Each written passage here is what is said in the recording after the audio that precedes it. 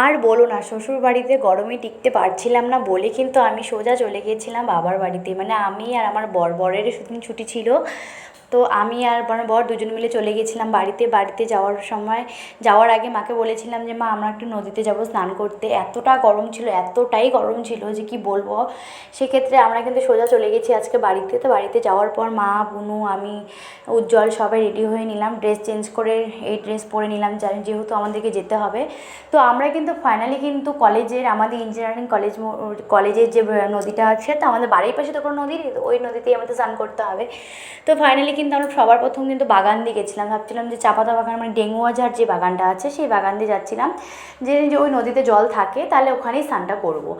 এবার বিশ্বাস করবো না, ওখান দিয়ে যাচ্ছি তো যেখানে যাই দেখি যে একদমই জল নেই এই জায়গাটাতে, মানে একদমই খুবই অল্প, যেখানে পা ডুবে এরকম। তো আমি সবার আগে আমার মা নেমে গেছিলো, মা বলছিল যে দাঁড়া আমি যেয়ে দেখি কতটা জল আছে। তো যখন মা গিয়ে দেখলো যে জলটা একদমই অল্প, মানে স্নান করার মতো জল এখানে নেই। তো সেক্ষেত্রে আমরা এই জল পার করে, নদী পার হয়ে কিন্তু আমরা সোজা চলে গেছিলাম চাপাতি বাগানের ভেতর দিয়ে ইঞ্জিনিয়ারিং কলেজ মোড়ের ব্রিজটার সামনে, মানে নদীটার সামনে। তো দেখতেই পারছো চাপাতা বাগানের পাশ দিয়ে, মানে মাঝখান দিয়ে আমরা যাচ্ছি। খুব সুন্দর একটা অসাধারণ লাগছে। আর খুব তখন বাজে 2টো, আর প্রচণ্ড রোদ ছিল, এতটাই রোদ ছিল যে যেখানে হাতে পায়ে ট্যান পড়ে গেছে, ইভেন আমরা কালো হয়ে গেছি অলরেডি। ছাতা নিয়ে দুজন মিলে চলে যাচ্ছে, 4জন মিলে চলে যাচ্ছিলাম। এদিকে দুষ্টু আর আমার বর একটা ছাতাতে, একটা আমি আর আমার মা একটা ছাতাতে।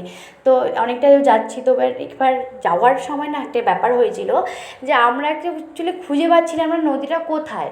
তো এর আগে ওরা স্নান করেছিল, তো তখন ওরা ইঞ্জিনিয়ারিং কলেজের ভেতর দিয়ে ঢুকছিল। তো এবার আমরা যেহেতু বাগান দিয়ে ঢুকছি সেহেতু আর খুঁজে পাচ্ছিলাম না। তারপরে সবাইকে জিজ্ঞাসা করে নিয়ে ফাইনালি এমটেক কলেজ দেখতেই পেলে। তো ওটা ক্রস করে নিয়ে আরেকটু আগিয়ে গিয়ে কিন্তু ফাইনালি সর্বশেষ একটা নদী পেলাম।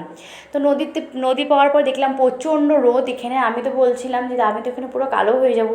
আমি কেন, সবাই কালো হয়ে যাবে, এত রোদে স্নান করা যায় নাকি? তো আমার বর না, ওর মুডই উঠছে যে ওর স্নান করবেই, নদীতে থাকবে। প্রায় আমরা 3 ঘন্টা নদীতে স্নান করছিলাম। তো ফাইনালি কিন্তু নদীর সামনে চলে আসছে। আর আমি স্পেশালি কিন্তু নদীকে খুব ভয় পাই, মানে জলটাকে ভীষণ ভয় পাই, কারণ এর আগে ছোটোবেলাতে আমি ডুবে গেছিলাম। তো অনেক কষ্টে যদি আর 5 মিনিট বা থাকতাম তাহলে হয়তো আমাকে আর বাঁচানো যেত না। তো সেই কারণে আমি জলটাকে ভীষণ পরিমাণে ভয় পাই। তো সবার আগে কিন্তু বুনু আর উজ্জ্বল নেমে গেছিলো। তারপরে আমার মা নেমে গেছে, যেহেতু আমার মা সাঁতার পারে, সব রকম সাঁতার আমার মা পারে খুব সুন্দর। তারপরে মা যাওয়ার পর তারপর মা আর উজ্জ্বল দুজনে হাত ধরে টেনে আমাকে নিয়ে গেছিলো ওই জায়গাটাতে।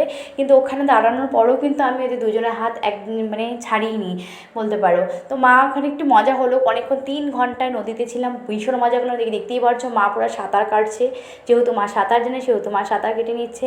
আর এদিকে তো আমরা গান ছেড়ে, মোবাইলে গান ছেড়ে পুরো নাচা শুরু করে দিয়েছি। মানে এতটাই ভালো লাগছিলো, রৌদ্রটা তখন আর মনে হচ্ছিলো না যে রৌদ্র মানে পড়ছে। তারপর ফাইনালি আমরা কিন্তু স্নান টান করে নিয়ে 3 ঘন্টা নদীতে থাকার পর 4:30টার দিকে ব্যাক করলাম, বাড়ির উদ্দেশ্যে যাব। এবার দেখি যে ভিজা গা নিয়ে এতটা দূর যাওয়া অসম্ভব হয়ে যাবে, যেহেতু আমরা পুরোটাই ভিজেছিলাম। তো সেক্ষেত্রে আমরা একটা টোটো নিয়েছিলাম, সেখানে আমরা টোটো করে কিন্তু বাড়িতে অলরেডি চলে গেছি। তারপরে তো বাড়িতে যাওয়ার পর স্নান টান করে ফ্রেশ ট্রেশ হয়ে বাড়িতে খাওয়া দাওয়া করে একটা সুন্দর একটা ঘুম দিলাম। মানে আমার বাবার বাড়িটা খুবই ঠান্ডা, আমার শ্বশুরবাড়ির তুলনায় আমার বাবার বাড়ি ভীষণ ঠান্ডা আর ভীষণ আনন্দ। আমরা গরমকাল পড়লে প্রায় বিগত গরমের জ্বালার জন্য কিন্তু আমরা চলে যাই বাপের বাড়িতে, মানে এরকম অবস্থা। তো ফাইনালি খুব আনন্দ করলাম, মজা করলাম, এনজয় করলাম। তো দেখা হচ্ছে তোমাদের সাথে পরের নেক্সট ভিডিওতে। তো আরও অনেক ভিডিও নিয়ে তোমাদের সামনে আসবো, অনেক কিছু দেখাবো। তো ততক্ষণে যারা যারা আমার চ্যানেলটিকে সাবস্ক্রাইব করোনি তারা করে দিও। আর যাদের ভিডিওটা ভালো লাগবে একটা কমেন্ট, একটা লাইক করে দিও, তাহলে অবশ্যই আমারও ভিডিও